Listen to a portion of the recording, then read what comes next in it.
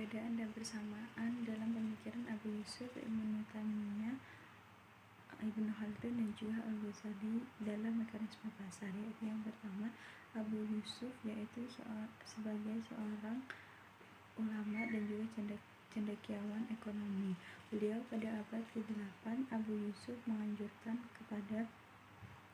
menganjurkan pemikiran ekonomi yang berlandaskan pada keadilan dan juga kebersamaan sosial. Beliau memandang bahwa negara memiliki peran penting dalam mengendalikan pasar untuk memastikan distribusi kekayaan yang adil. Yaitu ada Ibnu Taimiyah, tokoh abad ini atau ke-14, yaitu menekankan pentingnya kepatuhan pada prinsip-prinsip syariat dalam kehidupan ekonomi.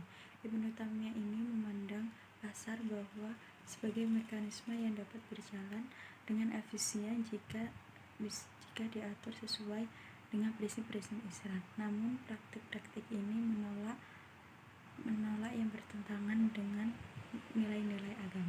Ketiga, yaitu ada Ibnu Khaldun yaitu sebagai seorang sejarawan dan juga filsuf ekonomi pada abad ke-14. Ibnu Khaldun ini memandang dalam mekanisme pasar yaitu sebagai hasil dari interaksi sosial dan sejarah, yaitu yang teorinya tentang siklus sejarah dan juga pengaruh lingkungannya sosial dapat dihubungkan dalam perkembangan pasar dan juga dalam suatu masyarakat. Yaitu ada Al-Ghazali. Al-Ghazali dikenal sebagai cendekiawan Islam pada abad ke-11. Al-Ghazali ini memandang pentingnya etika dalam aktivitas ekonomi.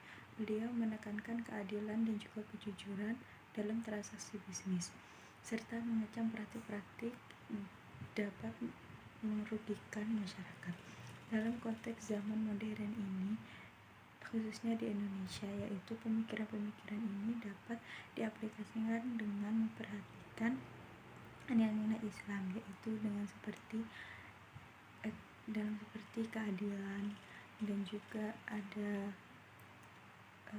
kejujuran dan juga ada kepatuhan pada prinsip-prinsip syariah, serta ada juga ada perhatian terhadap etika bisnis ini menjadi relevan untuk membangun sistem ekonomi yang berkelanjutan.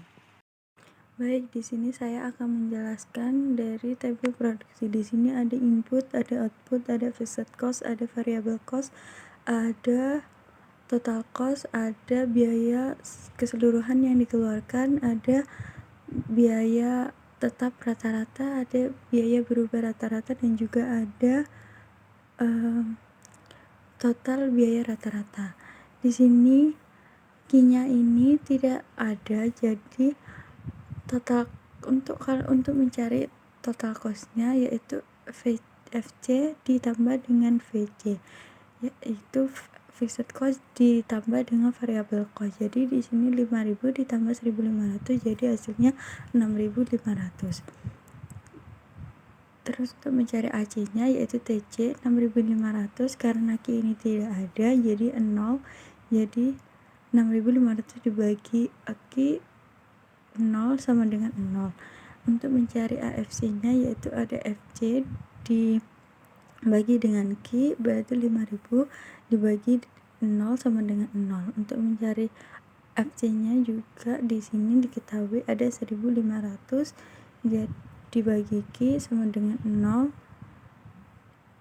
Terus ada TC-nya juga itu dari TC, MC-nya itu dari TC dibagi dengan Q, yaitu berarti 6.500 dibagi dengan Q-nya 0 sama dengan 0. Lalu yang kedua di sini, Q-nya disebutkan yaitu ada 10. Berarti untuk menghitung TC yaitu FC ditambah BC 5.000 ditambah 1.650 sama dengan 6.650.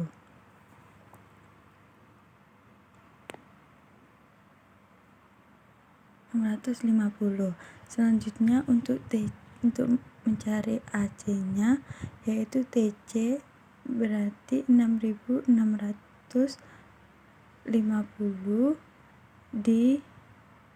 bagi dengan Q-nya 10, jadi 650. Terus untuk mencari AFC-nya, FC di sini 5.000 dibagi 10 menjadi 500. Lalu AFC-nya VC-nya dibagi 1650 dibagi dengan 10 sama dengan 165. Untuk MC-nya, TC-nya itu tadi 6.650 dibagi dengan Q-nya 10 sama dengan, ya, untuk mencari MC-nya yaitu ada TC dibagi Q, berarti tadi ya 6.650 dibagi dengan 10, hasilnya adalah 665. Yang selanjutnya juga seperti itu. Ini untuk mencari TC yaitu ada 5.000 dibagi dengan 1.800 jadi 6.800. Lalu untuk mencari AC-nya yaitu ada TC dibagi Q, berarti sama dengan 6.800 dibagi dengan Q-nya di sini 20 menjadi hasilnya 340. Untuk mencari FC-nya dibagi Q 5.000 dibagi 20 sama dengan 250. Terus untuk mencari AFC-nya, FC dibagi Q yaitu di sini 1.800 dibagi dengan 20 menjadi 90. Untuk TC-nya, untuk MC-nya, TC dibagi Q tadi 6.800 dibagi dengan 20 sama dengan 340 dan seterusnya. Mungkin itu saja yang bisa saya jelaskan. Untuk jawaban nomor 3 yaitu faktor-faktor yang mempengaruhi dari permintaan dan juga penawaran, yaitu ada prinsip-prinsip dalam prinsip-prinsip syariah, yaitu permintaan itu dipengaruhi oleh kebutuhan keinginan masyarakat, sementara penawaran itu dipengaruhi oleh produksi yang sesuai dengan nilai-nilai Islam. Permintaan dalam ekonomi Islam tercermin dalam konsep kebutuhan pokok masyarakat dan keadilan distribusi. Nah, faktor-faktor seperti zakat dan juga sedekah itu juga dapat mempengaruhi dari permintaan dengan memberikan bantuan kepada masyarakat yang membutuhkan. Sementara untuk penawaran dalam ekonomi Islam yaitu mencakup produksi yang halal dan juga sesuai dengan prinsip-prinsip etika Islam. Faktor-faktor seperti keadilan dalam upah, perlindungan, dan juga lingkungan itu juga dari ketentuan perdagangan yang adil dan juga dapat mempengaruhi penawaran. Itu ada kurva permintaan. Kurva permintaan ini yaitu merupakan grafik yang menggambarkan hubungan antara harga komoditas yang diinginkan dapat dibeli konsumen. Jadi pergerakan kurva permintaan ini adalah pergerakan yang terjadi di sepanjang kurva permintaan yang diakibatkan oleh berubahnya jumlah produk yang diminta oleh konsumen sebagai akibat dari perubahan harga produk itu sendiri. Dan juga jika kurva penawaran yaitu sebagai suatu kurva yang menunjukkan hubungan antara harga suatu barang tertentu dengan jumlah barang tersebut. Jadi pergerakan kurva penawaran ini yaitu disebabkan oleh perubahan harga barang atau jasa itu sendiri. Permintaan dan juga penawaran yaitu adanya demand, permintaan itu cukup tinggi, namun pasokan komoditas dari produsen supply-nya itu sangat kecil. Jadi maka akan terjadi kenaikan harga. Sementara untuk ketika permintaan pasar itu rendah dan juga supply dari produsen besar, maka harga akan menurun.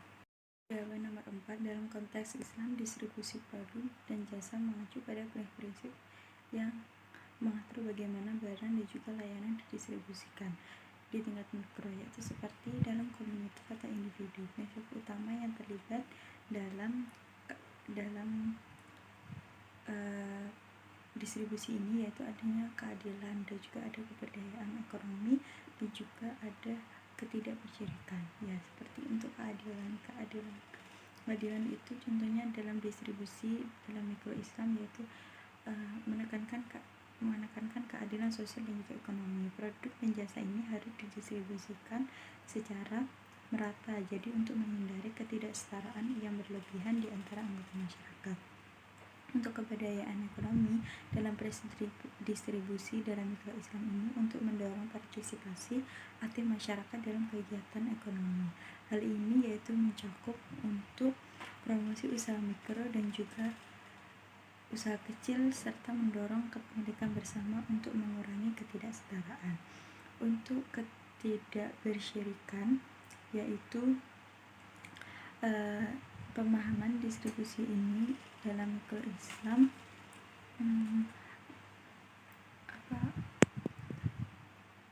ini seperti contohnya yaitu keharaman. Distribusi ini tidak boleh melibatkan praktik yang diharamkan oleh prinsip-prinsip Islam seperti riba atau juga spekulasi yang tidak etis.